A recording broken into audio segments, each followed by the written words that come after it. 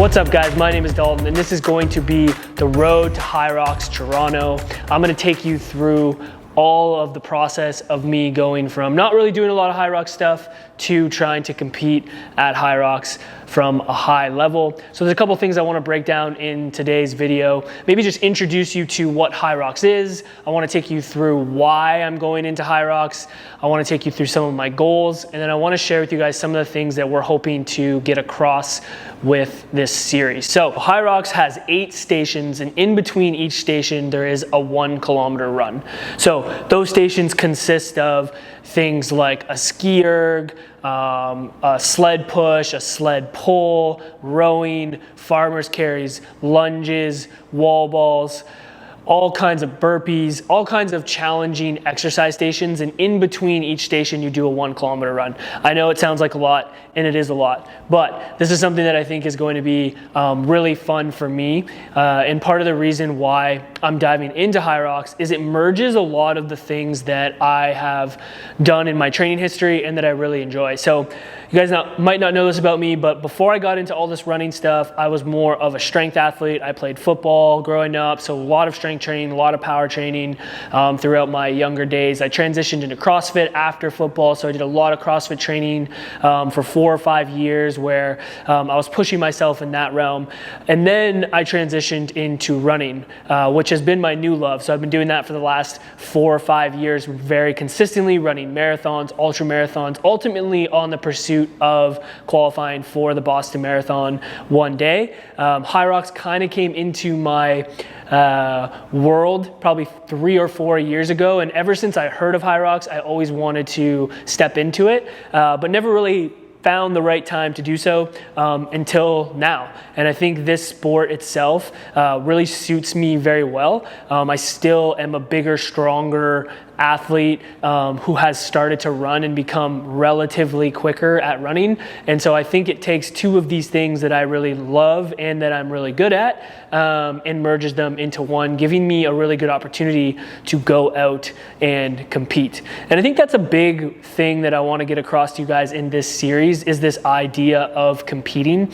I think a lot of times competition gets looked at in a negative light, which there are some negative aspects of competition. But I think as we get older and we remove ourselves from past sports or past things that we did when we were younger, we lose this edge or this competition that I think can really help us learn a lot about ourselves. And what I've started to realize is I've gotten back into more of a competitive mode with running, having these goals that I'm pursuing, and now stepping into HYROX and trying to compete and push myself to maybe get to a level where I could challenge being in the elite realm.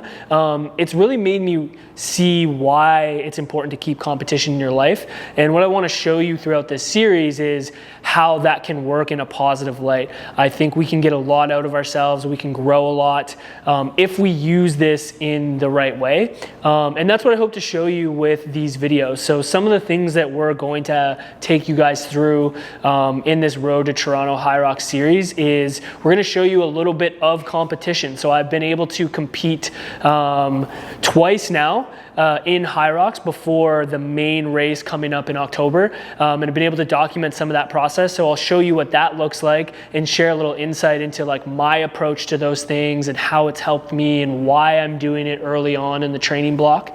After that, we want to take you through some of the training. I think one thing that I really try to preach to a lot of people, and I think I'm hoping people take away from this, is to realize how much effort, intensity, and consistency goes into training to get the outcomes that you want. A lot of times I think we see these end goals that people are achieving, and we think that they just show up to the start line. Anyone who I've ever met who's had success puts way more effort into training than you would ever imagine. And I want to show you guys a little bit of what that looks like, because you're capable of doing this just as much as I am. I'm no different than anyone who's watching these videos, and I just want to give you some of the ways that I've done it in my life and how you could implement it into your life as well. I'll talk a little bit about training philosophies and how I'm approaching HYROX. This is a new sport for me. I am working with a coach, but given my background in strength conditioning and running, I also have my own thoughts on maybe how this race could go that I want to share with you guys. We'll talk about nutrition and maybe how I'm preparing for this, how I'm thinking about nutrition differently or similar to what it looks like to prepare for endurance races like marathons and half marathons, and then the competition itself. I'm really excited to show you guys HYROX Toronto, which is October 4th of this fall. If you guys haven't seen what a HYROX event looks like, I would recommend giving it a YouTube search and watching one of the events. It's literally a party, which I'm super excited about. It's like taking fitness and hype and mixing it into one. So I'm excited to compete and show you guys a little bit of what the race looks like.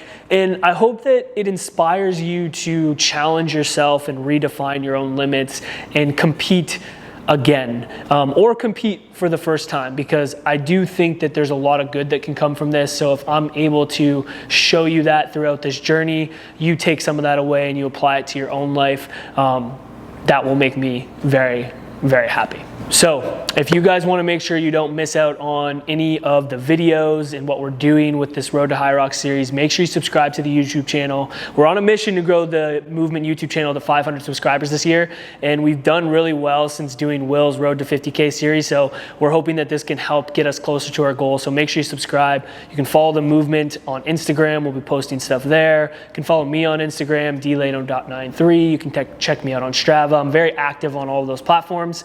And yeah, I look forward to showing you the journey, the process, and we're gonna have some fun.